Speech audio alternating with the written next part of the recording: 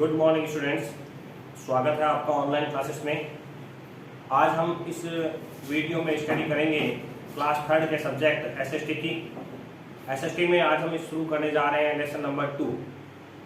Last week तक हमने अपने वीडियोस में जो है वो लेसन 1 कंप्लीट कर लिया है और लेसन वर्क का 1 का जो वर्क भी है वो भी कंप्लीट हो गया है स्टूडेंट्स। आज हम करेंगे लेसन 2 की शुरुआत क्लास थर्ड में, जिसका नाम है globe and maps. Globe students आप यहाँ पिक में देख ही रहे हैं, मैप नक्शे के बारे में भी आप परिचित होंगे।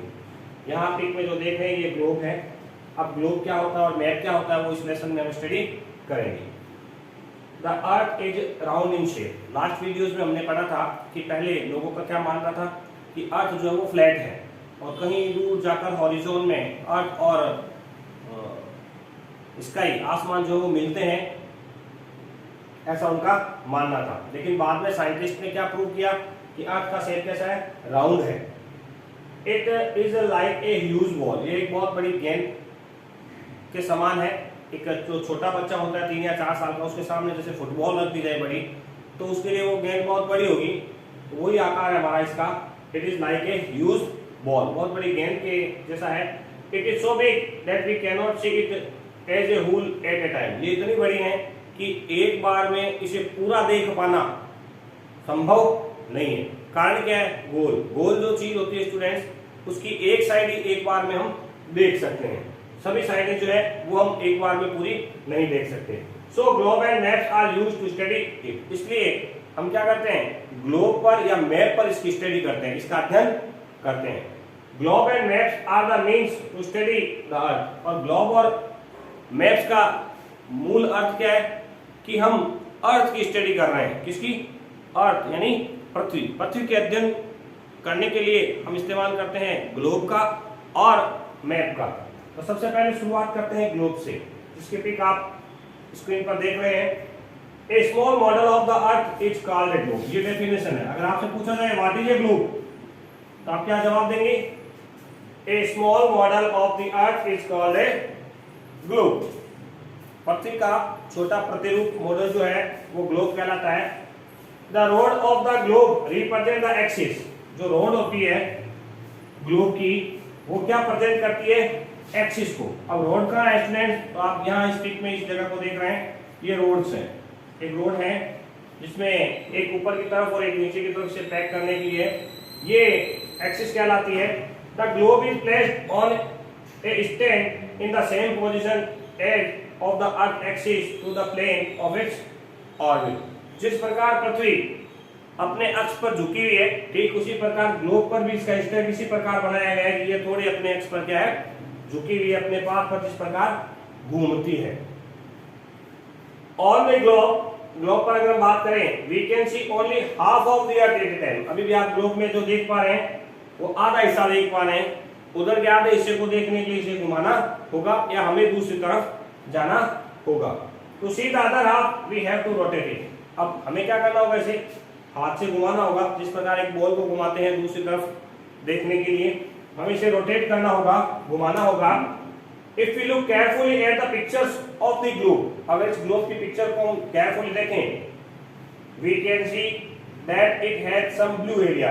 अब हम यहाँ देख सकते हैं कुछ ब्लूज एरिया है। आसमान रंग का एरिया आपको दिखाई दे रहा होगा इस ग्लोब पर, आप देख रहे हैं।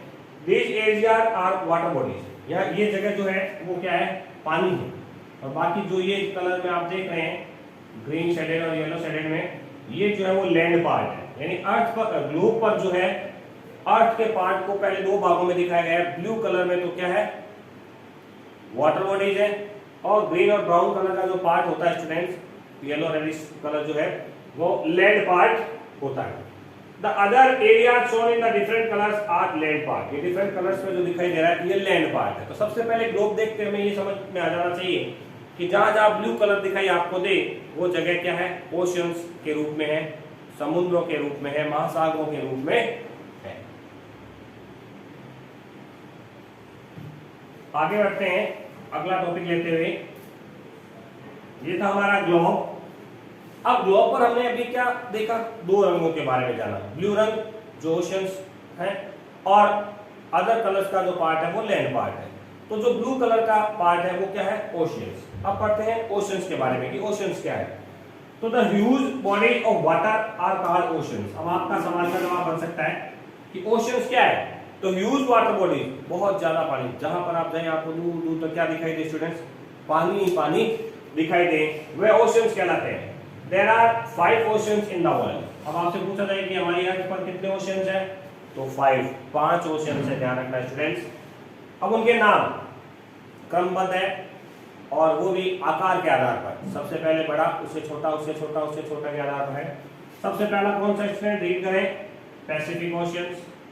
सेकंड कौन सा है, अटलांटिक ओशियंस। थर्ड कौन सा है, इंडियन ओशियंस। एक ओशन ऐसा है जिसका नाम हमारे देश के ऊपर रखा गया है, इंडिया के नाम पर। इंडिया के साउथ में होने के कारण इसका नाम क्या रखा गया है, इंडियन ओशियंस। आप देखेंगे इंडिया का जो वी शेप है साउथर्न पार्ट, उसके ठीक नीचे यहां पर है हमारा इंडियन ओशियंस। फोर्थ नंबर पर आता है आर्कटिक ओशियंस और लास्ट में आता है अंटार्कटिक ओशियंस। तो कितने ओशियंस हो गए student, total 5। Pacific, Atlantic, Indian, Arctic और अंटार्कटिक। अब बात करें इन ओशियंस में, तो सबसे मैंने क्या कहा, आकार के आधार पर इनके नाम आएंगे। तो सबसे पहले नाम किसका है, पैसिफिक का। तो आप यहां पढ़ सकते हैं the Pacific ocean is the largest ocean. सबसे बड़ा महासागर कौन सा है, पैसिफिक ओशियन है। And Arctic ocean is the smallest, और आर्कटिक जो है वो सबसे छोटा है। Only the Indian ocean is named after a country India. केवल एक बार ऐसा ओशियन है जिसका नाम किसी देश पर रखा गया है, वो है इंडियन ओशियन। और सौभाग्य की बात है कि वह इंडिया हमारी कंट्री है, उसमें हम रहते हैं।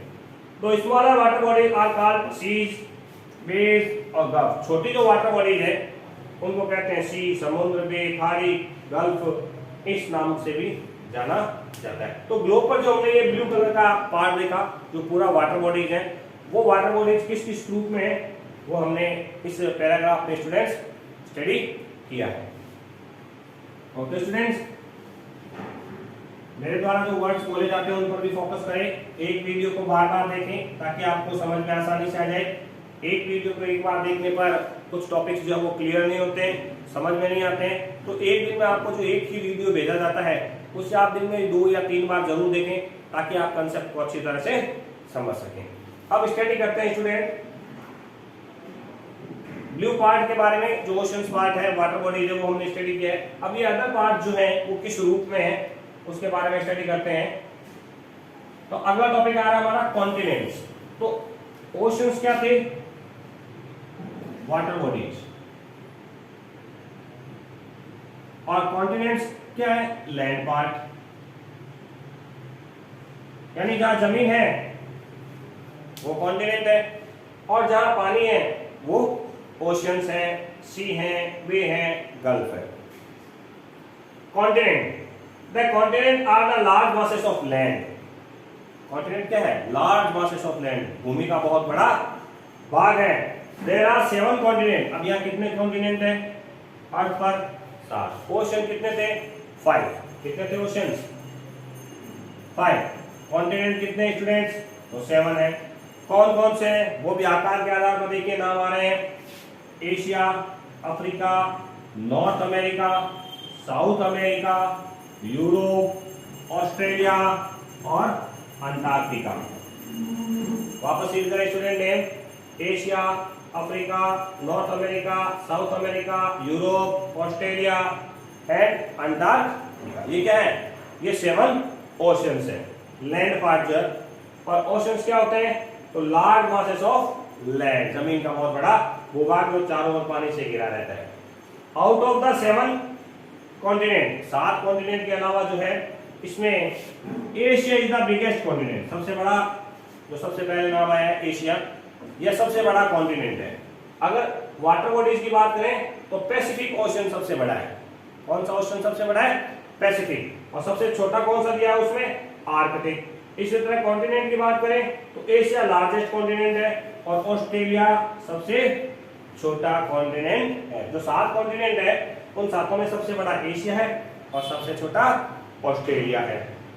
Countries are further divided into smaller part called countries. अब एक जो कॉन्टिनेंट है, जैसे मान लीजिए एशिया है, इस एशिया में बहुत सारे देश हैं, हमारा भारत देश भी एशिया में आता है, तो हर कॉन्टिनेंट में बहुत सारे देश होते हैं। क्या लिखा है देखो, continent are further divided into smaller parts called countries, देश कहलाते हैं। Our country India is a part of Asia, तो हमारा देश जो है इंडिया, वो कौन सी कंट्री में आता है, कौन से कॉन्टिनेंट में आता है स्टूडेंट्स, तो एशिया कॉन्टिनेंट्स में आता है। ओके स्टूडेंट्स, तो आज हमने इस वीडियो की जो इंपॉर्टेंट बातें हैं वो वापस एक बार नोट कर लेते हैं स्टूडेंट्स, कि हमने आज क्या क्या पढ़ा है।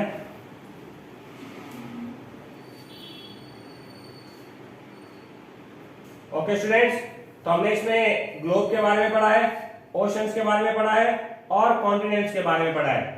ग्लोब के बारे में हमने पढ़ा है, ग्लोब क्या है, मॉडल ऑफ द अर्थ है, model of the earth globe है।